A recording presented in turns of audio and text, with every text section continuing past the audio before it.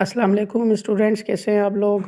तो आज हमारा जो है वो लेक्चर नंबर 6 है, क्लास 9th में एक्सरसाइज 1.7 सिंध बोर्ड का सिलेबस हमारे पास मौजूद है। इससे पिछले वाले लेक्चर में मैंने आपको इस ही क्वेश्चन के जो सब्ट्रैक्शन और एडिशन है वो सिखाया था। इसमें हम मल्टीप्लिकेशन सीखेंगे। तो अब मल्टीप्लिकेशन के सवाल में हमें ये वाला फार्मूला यूज़ करना है।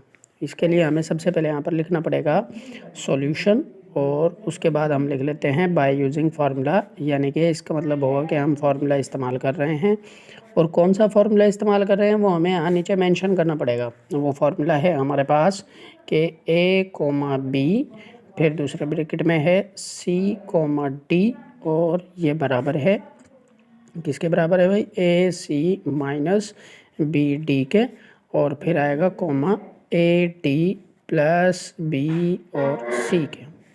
ये हमारे पास फॉर्मूला है हमारा। अच्छा जी, हमारा जो ए है वो ये फर्स्ट वाला नंबर है, ये बी सेकंड वाला है, ये थर्ड है, और ये हमारा सी है, और ये हमारा डी है। अब हम जब अपने इस फॉर्मूले में इस वैल्यू को पुट करेंगे तो हमें यहाँ इक्वल लगाएंगे हम, और यहाँ से हम लोग स्टार्ट करेंगे। सबसे पहले ए आ रहा है, ए है हमारा रेडिकल 3 और अपॉन में है 2।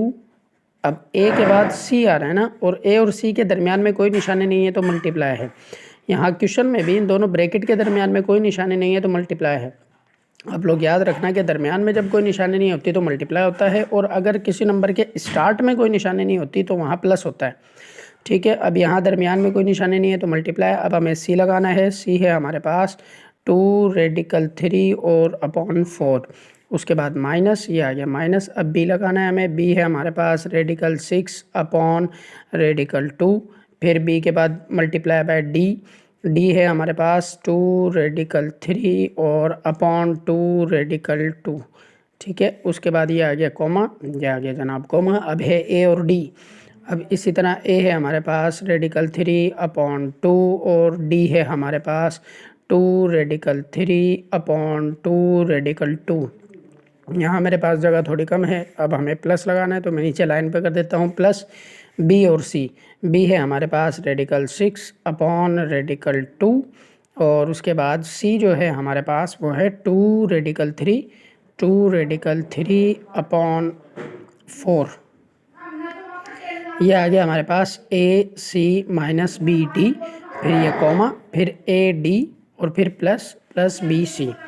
अब क्या करना है हमें, अब हमें ये करना है कि जो सॉल्व हो रहा है उसको सॉल्व कर देंगे। जैसे हम देख सकते हैं कि 2 एक दूसरे से कैंसिल हो रहा है, इसको कैंसिल कर दो। आप चाहो तो इन दोनों को भी कैंसिल कर दो, इन दोनों को ना करो बल्कि 2 और 4 को 2 के टेबल से कैंसिल कर दो। अच्छा जी, कैंसिल करने के बाद अब आप देख सकते हैं 2 रेडिकल आपस में मल्टीप्लाई हो रहे हैं। जब 2 या 3 या 4 रेडिकल आपस में मल्टीप्लाई हों तो उनको सॉल्व करने का ये तरीका होता है कि आप उनका रेडिकल एक ही बनाएंगे और उनके अंदर वाले नंबर को उस एक रेडिकल में लिख देंगे, और इसके नीचे जो बचा है यहाँ बच गया 1, 1 4 आ जाएगा हमारे पास 4।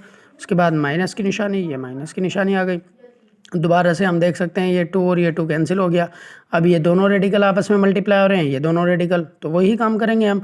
इन दोनों रेडिकल का एक ही रेडिकल बनाएंगे और उसके अंदर वाले नंबर उसी एक रेडिकल में चल जाएंगे। इसी तरह नीचे वाले के साथ होगा, दोनों का एक ही रेडिकल बनेगा और वो दोनों नंबर एक ही रेडिकल में चल जाएंगे। उसके बाद आ जाएगा कॉमा, ये आ गया कॉमा। फिर से ये 2 चाहे इससे काटो चाहे इससे काट दो, मैं इससे काट देता हूँ इसको। अब ये दोनों रेडिकल मल्टीप्लाई हो रहे हैं, फिर से एक रेडिकल बनेगा और दोनों अंदर वाला नंबर एक ही रेडिकल में आ जाएंगे। नीचे बच जाएगा आपके पास सिर्फ ये, यानी कि 2 रेडिकल 2 बच जाएगा। उसके बाद आएगी प्लस की निशानी, ये प्लस की निशानी। दोबारा से अब ये दोनों कैंसिल हो रहे हैं, 2 1 2, 2 2 4। अब फिर ये दोनों एक ही रेडिकल बन जाएगा इनका, क्योंकि 2 रेडिकल आपस में मल्टीप्लाई हो रहे हैं। फिर आ जाएगा 6 मल्टीप्लाई बाय 3, और नीचे आपके पास, अब नीचे आप देख सकते हैं कि एक नंबर और एक रेडिकल आपस में मल्टीप्लाई हो रहा है। जब कोई नंबर किसी रेडिकल से मल्टीप्लाई होता है तो वो सिंपल उसके साथ में इस तरह करके लिखा जाता है। अब हम यहाँ देख सकते हैं कि अपॉन आ गया और बीच में माइनस आ गया। पीछे सवाल में, पिछले वाले लेक्चर में हमने सीख लिया था कि जब बीच में निशानी प्लस या माइनस की हो और कम से कम एक अपॉन हो तो हमें एलसीएम लेना है। अब यहाँ पर 2 अपॉन है, 2 या 3 एलसीएम होंगे, सॉरी 2 या 3 रेडिकल होंगे तो आपने एलसीएम ही लेना है। अब हम यहाँ से, सॉरी मुझसे एक छोटी सी मिस्टेक हुई है, अभी आप लोग एलसीएम ना लें बल्कि पहले इनका पेयर निकाल दें। यहाँ से हम देख सकते हैं ये 3 का पेयर बाहर आ रहा है तो हम लिख देंगे यहाँ पर 3। रेडिकल के अंदर जब एक नंबर 2 टाइम आ जाता है यानी 2 मरतबा आ जाता है तो हम उसका पेयर बाहर निकाल देते हैं और उसके नीचे आ जाएगा जनाब 4, इसी तरह माइनस। अब यहाँ से आप लोग देख सकते हैं यहाँ से कोई पेयर बाहर नहीं आ रहा, लेकिन अगर मैं इसको थोड़ा सा यहाँ पर सॉल्व कर देता हूँ, देखिए मैं साइड में आके अंदर लिख दिया मैंने 6 मल्टीप्लाई बाय 3। अब आप देख सकते हैं कि यहाँ पर ये 6 लिखा हुआ है। अब अगर मैं इसके 6 के फैक्टर निकाल लूँ तो 2 और 3 आ जाएगा, लाजमी सी बात है। ये 3 इसी तरह रहेगा और इनके ऊपर आ जाएगा रेडिकल। अब आप देखो कि यहाँ से एक 3 का पेयर बाहर आ जाएगा और अंदर रह जाएगा 2, यानी जब मैंने इसको पूरे को सॉल्व किया तो इसका जो आंसर निकला वो ये निकला 6 मल्टीप्लाई बाय 3, और इसका आंसर जो निकला है वो ये आया है कि एक 3 बाहर आ गया और अंदर रह गया है 2, जबकि नीचे से एक 2 का पेयर बाहर आ जाएगा यहाँ से। ठीक है, ये कॉमा आ गया इधर। अब दोबारा से यहाँ से 3 का पेयर बाहर आ जाएगा, उसके नीचे कोई पेयर बाहर नहीं आ सकता तो वो ऐसे रहेगा, फिर प्लस की निशानी। दोबारा ये बिल्कुल इसकी तरह का है तो यहाँ से भी एक 3 का पेयर बाहर आ जाएगा, अंदर रह जाएगा 2 और नीचे आ जाएगा 2 रेडिकल 2। अब आप देखो, अब यहाँ पर अगर हमें इसका एलसीएम लेना है, एलसीएम हमें कब लेना है, जब अपॉन हो और बीच में निशानी प्लस या माइनस की हो। अगर मल्टीप्लाई या डिवाइड की निशानी हुई तो मल्टीप्लाई में हम कैंसिल करते हैं, डिवाइड में हम पहले डिवाइड को मल्टीप्लाई में कन्वर्ट करते हैं, उसके बाद हम कैंसिल करते हैं। वो हम आगे सीखेंगे इंशाल्लाह जब आएगा।